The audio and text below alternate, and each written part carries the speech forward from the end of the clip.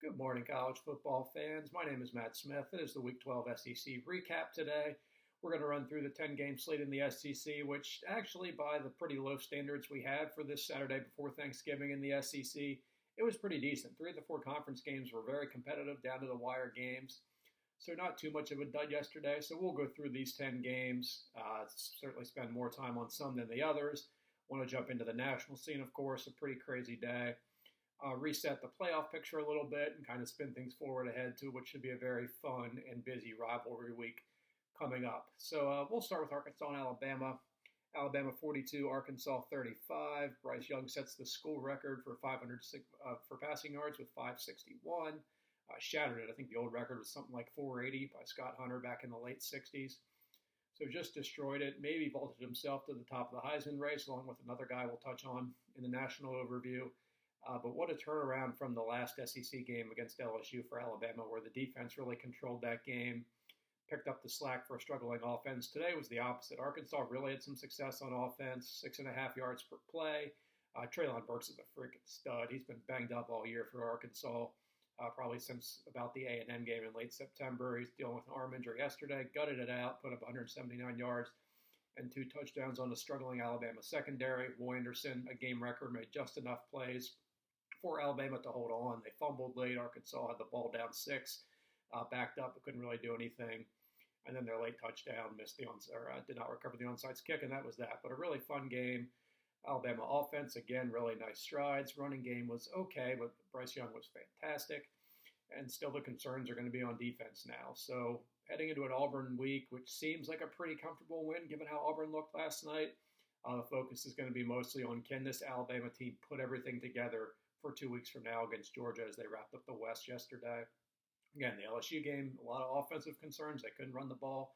They didn't run the ball great yesterday, a little bit better, but the passing game certainly picked up the slack. So the concerns yesterday were on defense. Again, Burks killed them. Does Georgia have a top-flight receiver like that to do what Burks did? Maybe, maybe not. But right now, I think you're making Georgia a pretty significant favorite, maybe as high as a touchdown. We'll see. I'd probably set it about 4.5. Somewhere around there, but we'll see how Bama looks out on the Plains next week against Auburn, and go from there before we do too much of a deep dive into the SEC title game. But Arkansas 7-4, good shot to get it to 8-4 on Friday against Missouri. Great second year by Sam Pittman. First year with a normal schedule, of course. Hogs fight so hard for him. Coordinators are good, and always so impressed with Arkansas week in and week out.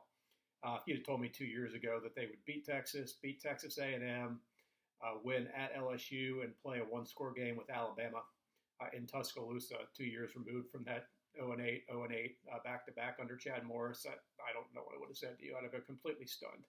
But just a great job by the Hogs. Gave it a great effort yesterday in Tuscaloosa. 15 straight now in the series for Alabama. But the Hogs headed home last night, spirits high, and looking forward to their senior day on Friday against Missouri. All right, Auburn-South Carolina, 21-17. For the Gamecocks. Auburn jumped out early, road tank Bigsby to a 14-0 lead, and after that it was all Gamecocks.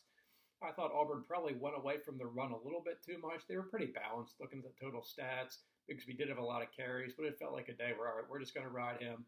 I know we got Alabama coming up, but we got Jarquez Hunter as well. Let's get 40 carries, and they couldn't quite do that. So South Carolina, again, playing hard. It was an old-school run-first football game. Jason Brown only threw 15 passes from South Carolina, but 3 of those went for touchdowns. So the big plays came in the passing game. Most of the grinded out type stuff came from on the ground for South Carolina. Late call in that game, which I thought was a bad call. We've had a lot of favorable calls go in favor of Auburn the last year or two. This one I thought they kind of got jobbed on as a punt was ruled to barely touched Auburn's Jalen Simpson. South Carolina recovered it. It was ruled on the field that did not touch him, so they had to see something in the replay that it did touch him. It was really hard to tell. I thought it had to be a call stands. Auburn would have had the ball back with about 2 minutes left and no timeouts, down 21-17 to go the length of the field. Tough task given the way they were playing at that time, but probably should have had a shot there. But South Carolina wins it. Shane Beamer going to a bowl in his first season, just like Sam Pittman. A wonderful job in resurrecting a pretty downtrodden program that he took over last December from Will Muschamp. So they'll finish up with Clemson next week, kind of a free shot. They're headed to a bowl. I would say it's almost certainly going to be the Duke's Mayo Bowl in Charlotte. They will pack that place just up the road from Columbia. Great opportunity for both the Gamecocks and for the bowl there.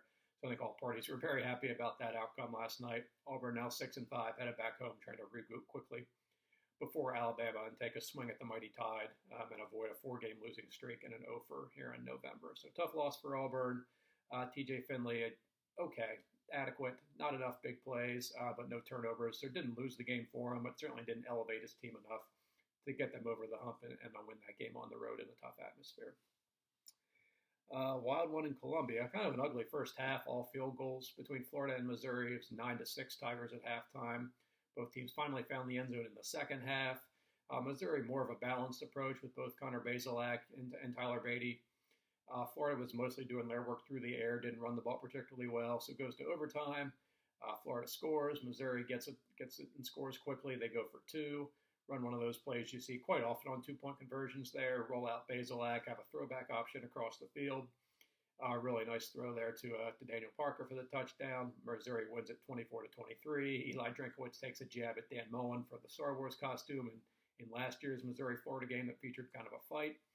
But Missouri gets it done. Like South Carolina, a surprising bowl-eligible team. At the beginning of the season, you thought Missouri's probably going to be a 7, maybe an 8-win team. Really slumped in the first 2 months of the year, but got it together. Played well down the stretch here. That's 3 out of 4. They're 6-5 going to Arkansas Friday. Kind of a free shot there against a team they've had a lot of success against since joining the SEC. So nice job by Eli Drinkowitz. Run defense has taken some strides forward the past couple of weeks. Again, the schedule hasn't been great outside of the big loss at Georgia. But for a defense that was just so miserable in late September and October, they've at least found something. They're not a great team, but they're going to the postseason, 6-6 at worst. Maybe the Birmingham Bowl, maybe the Gator Bowl, something like that for the Tigers. But they get it done, 24-23. And now for Dan Mullen, I don't know if this Florida State game is kind of do or die for him. I don't think going to a bowl game really matters. It's been a miserable season for Florida, regardless if you're 6-6 and 5-7. I've said this whole time the past few weeks. It's more about, is he committed to making the necessary changes to bring in new staff that can help recruit more on the likes with LSU and Alabama and Georgia?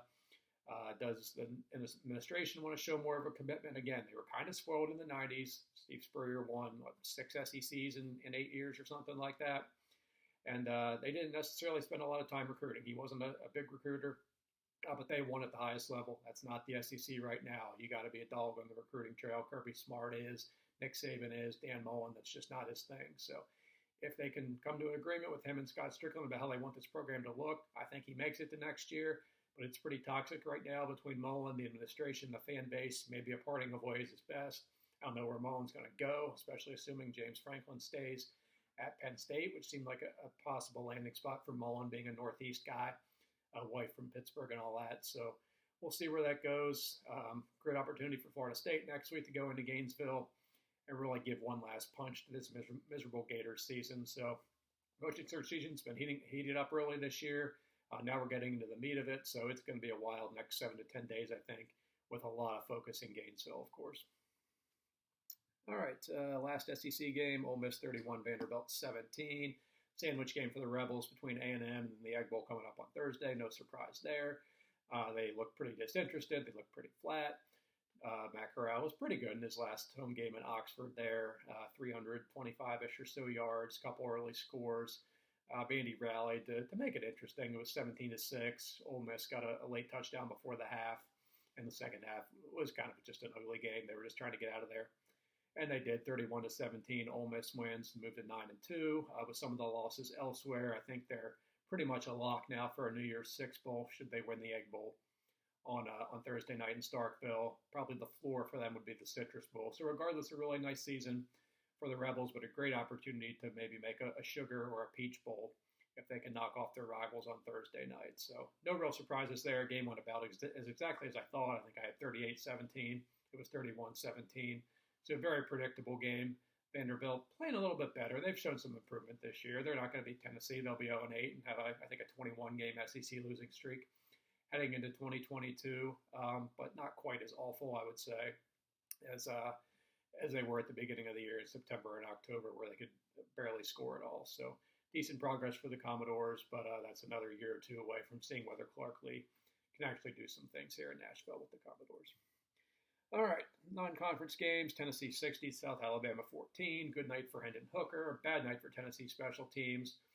South Alabama faked a punt and got it, had an onside kick and got it, and had two safeties late in the game. There was a sack in the end zone, and then South Alabama also snapped out of the end zone. So Tennessee's last 4 points were on a pair of safeties to get to 60 points. 60-14, Vols win 6-5. Bowl eligible now. They'll beat Vandy to go to 7-5. Couldn't end up here at Nashville for the Music City Bowl, would be my guess at this point. And Jalen Tolbert, South Alabama, great receiver. Not a great Jaguars team, but keep him in mind come NFL draft season. He'll be a guy you hear about come combine and pro days and all that. Good player for South Alabama. LSU 27, Louisiana Monroe 14. Ugly game also as expected in Baton Rouge. Max Johnson had to carry the load for the LSU offense. Didn't run the ball particularly well, even against a bad Warhawks team, but he went for over 300 yards, completed about two-thirds of his passes, a few touchdown passes. So good night for Max Johnson. Big battle for him against A&M last week. He's a fighter. I don't particularly like him as a quarterback in terms of pocket presence and decision-making. He's going to scrap and claw, and A&M best keep their eye on him and make sure he's not getting away or breaking out of tackles. Because I think that LSU team is going to fight next Saturday. It's kind of been one up, one down for them in this crazy roller coaster of a season. This one was going to be a flat spot, obviously, coming out of playing Alabama and then the overtime game with Arkansas. But A&M, they don't like them. They know Jimbo Fisher's name's been thrown around for that job. I don't think it's happening. That's a pretty heated rivalry. Last game for Coach O in Tiger Stadium, and overall, I think they'll play well, Johnson included. So A&M's going to have to show up and play and show that they're the better team. They are the better team, but if they're flat, LSU can definitely steal this one and send Coach Orgeron off with a pretty memorable win, I would say, for him. So that's about it. Kentucky 56, New Mexico State 16, whatever. Nice day for Will Levis. Georgia 56, Charleston Southern 7. Buccaneers touchdown came on a weird play where it was an interception and then a fumble. Charleston Southern recovered, then ran it back for a touchdown. So technically, Georgia's defense did allow a touchdown on that play, but kind of a strange play where Georgia had the ball fumbled, and then Charleston Southern got it back. So not much else to report from that game. 4 different quarterbacks played for Georgia, and no reason to think Stetson Bennett is not the guy going forward heading into the SEC title game in a couple weeks. A&M 52, Prairie View 3, only 2 pass completions for Prairie View. Tough day for them against Mike Elko's defense, and Mississippi State 55. Tennessee State 10 as Mike Leach rolls over Eddie George's Tigers. So that's about it. Again, not a great day, but with 3 of the 4 conference games being really competitive, we weren't sure if Arkansas could hang. We weren't sure if South Carolina could hang, but they both did. And Florida, Missouri, a game I thought would be kind of down to the wire.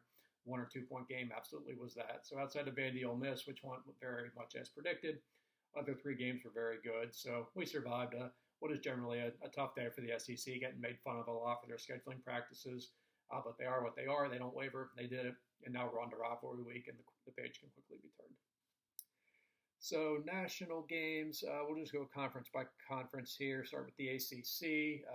Had a chance to end both division races yesterday. One did. Pitt 48, Virginia 38. Really fun game in the Steel City. Brennan Armstrong back off the rib injury from a couple weeks ago.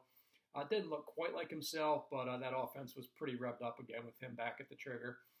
Kenny Pickett and Jordan Addison hooked up for 4 touchdown passes. Huge day for Addison, kind of bailed out Pickett there with a late contested catch on a probably ill-advised throw he caught, ran it for a touchdown.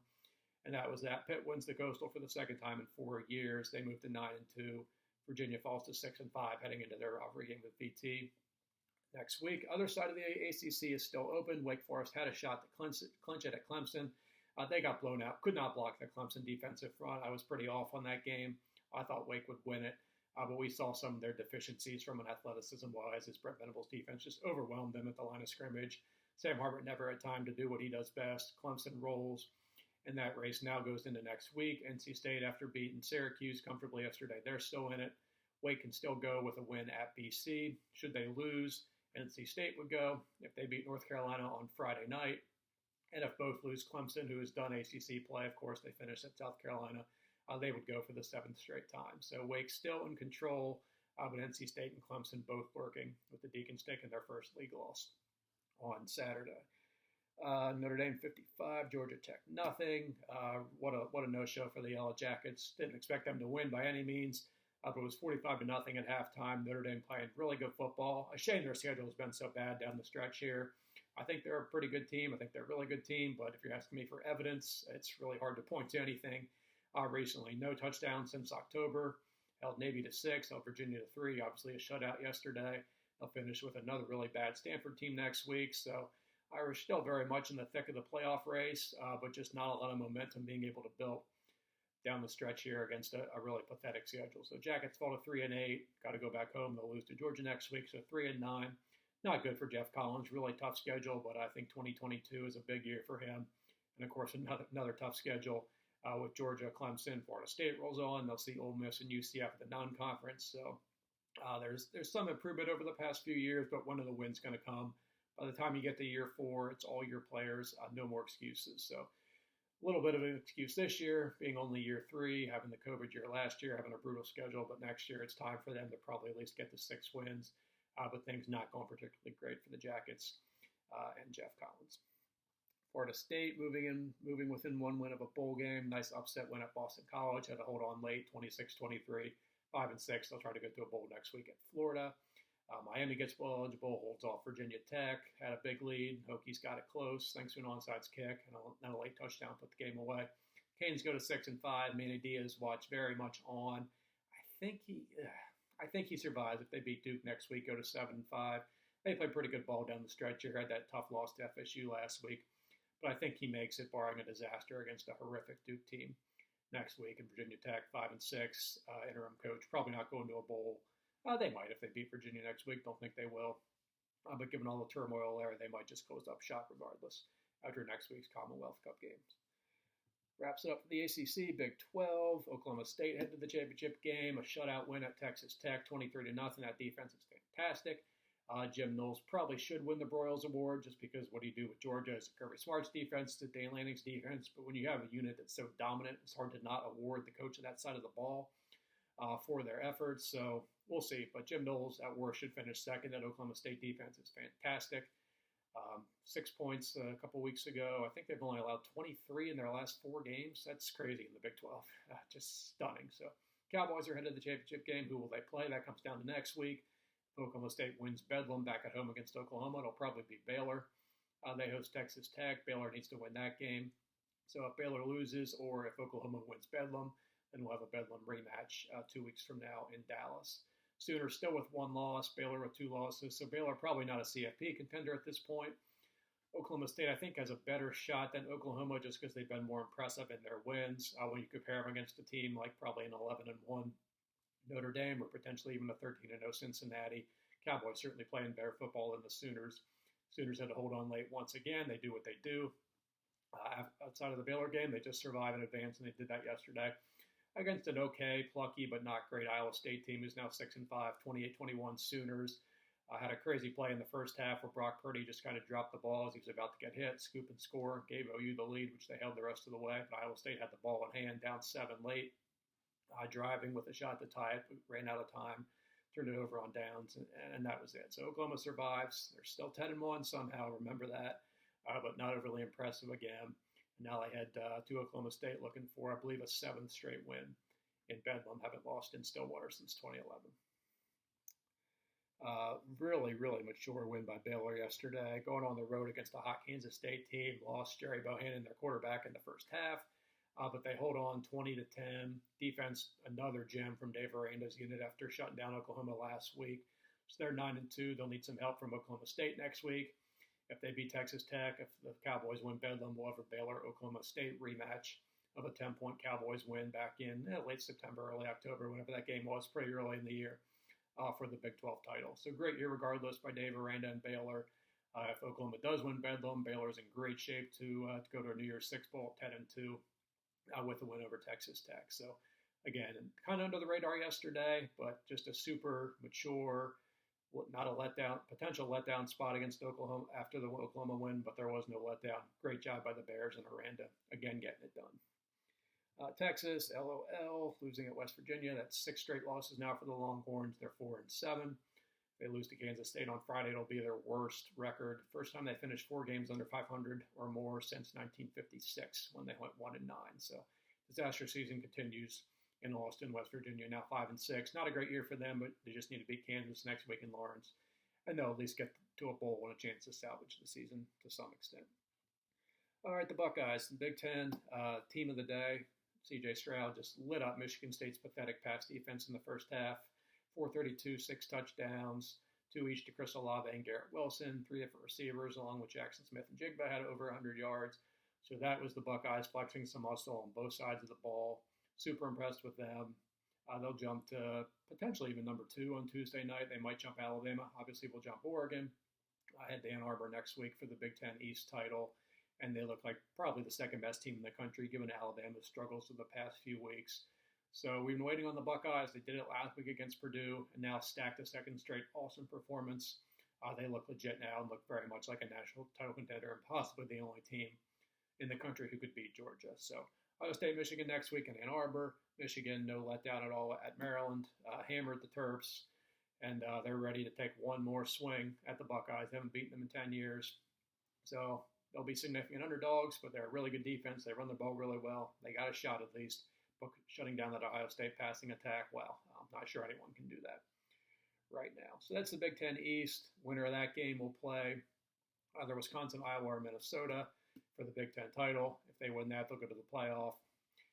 But who will emerge from that west side? It's a bit up in the air. Wisconsin delivers Nebraska yet another single-digit loss, 35-28 in Madison. Nebraska had a shot late. Got called for a penalty at a 4th and 20 kind of Hail Mary. Might have been a PI on Wisconsin. They let go. But regardless, Badgers survived 35-28. They are in the pole position for the Big Ten West. They need to beat Minnesota next week up in Minneapolis. If they do that, they'll head to the Big Ten title game. If they lose, Iowa can get there should they beat Nebraska on Friday in Lincoln. If both lose, it's probably going to be Minnesota, barring an Indiana upset of Purdue. Purdue wins. It gets into a quirky 14 tiebreaker that would tip in favor of the Gophers. So all the Badgers, Hawkeyes, and Gophers still in it, but Badgers with in the pole position there. They just need to win in Minneapolis and either get a shot at the Buckeyes or a rematch against Michigan.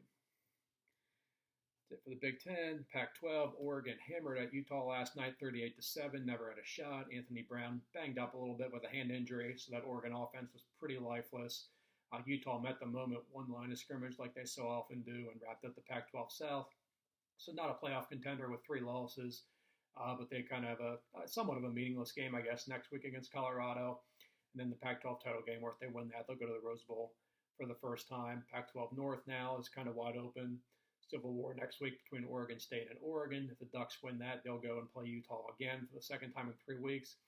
If the Beavers win, they can go should Washington upset Washington State in the Apple Cup.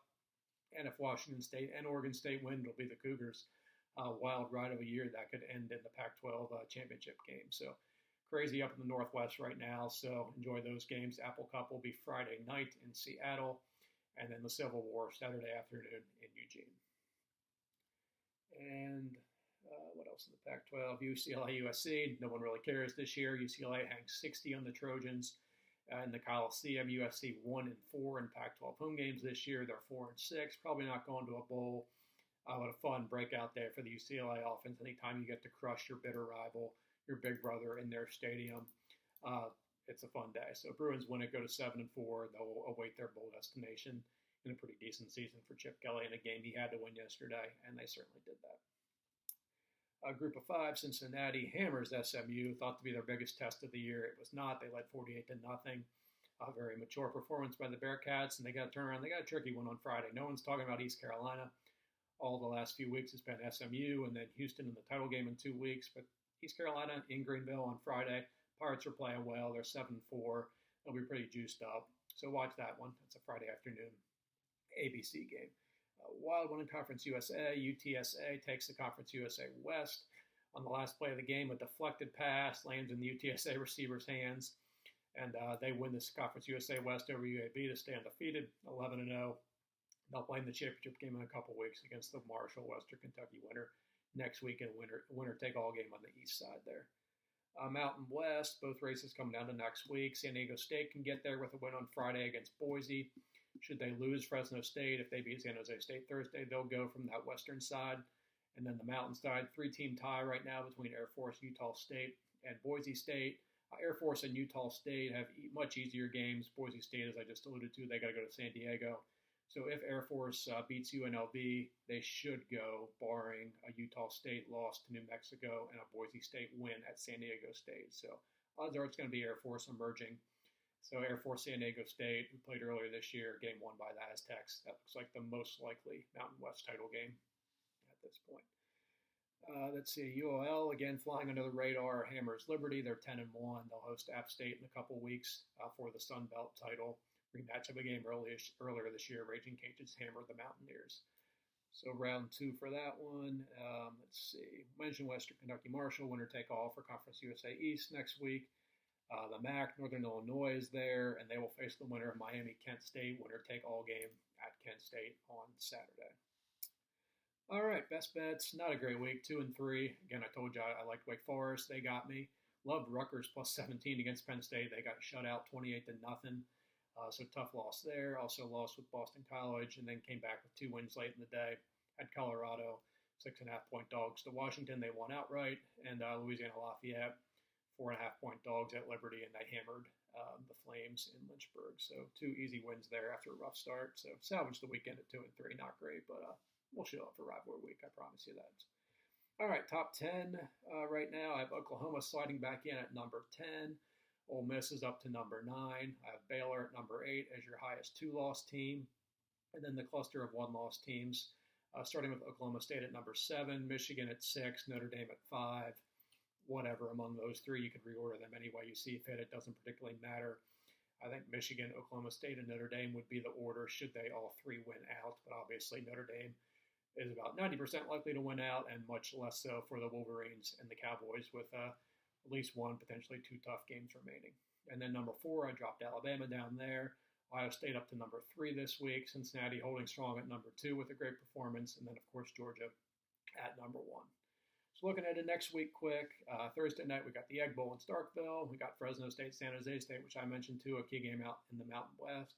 Then a loaded slate on Friday. We got K-State and Texas, just another funny loss for Texas potentially, of course.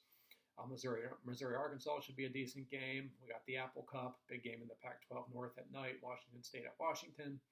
North Carolina at NC State at night, a big game in the ACC. What else do we got?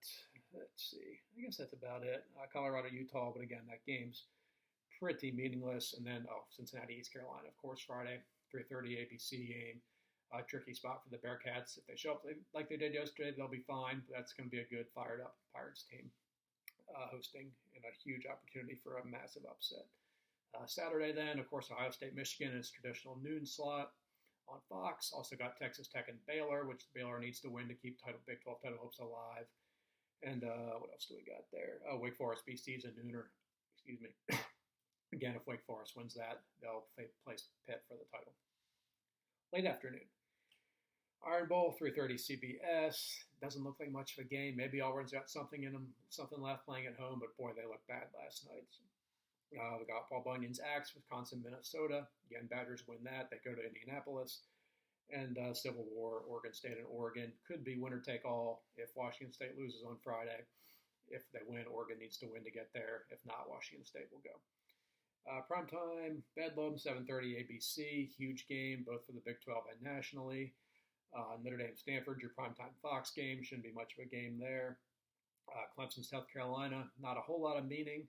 Clemson could know by then they're in the ACC title game. They could be out. But still a rivalry game at Williams-Brice. Give South Carolina a puncher's chance the way they've been playing. Clemson's going to have to show up like they did yesterday to win that game. And A&M-LSU at Orgeron's finale. A&M probably out of the New Year's Six picture without some chaos. But still will want to win Baton Rouge for the first time as an SEC team. And after dark, a couple of Pac-12 games. BYU, USC. Cougars going for the sweep of their Pac-12 schedule. Already beat Arizona State, Utah. And Washington State could go 5-0 in the Pac-12 with a win in LA. And still a shot at the New Year's Six Bowl for them. They have some real nice wins.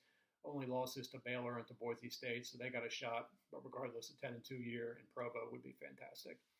And Cal, UCLA. UCLA's in a bowl game, so not much meaning there. Cal 4-6 still with a shot if they can pull the upset in LA. They'll go back home to play the makeup game against USC with a shot to earn bowl eligibility on December 4th. So that's it. One more week to go in the regular season. Can't believe how fast it's gone, but here we are. So thanks so much for watching, guys. Please like and subscribe to the channel. Please follow me on Twitter at MattSmithCFB, and I'll have my written recap up later today at SouthernPigskin.com. Back Wednesday to preview Rivalry Week. See ya.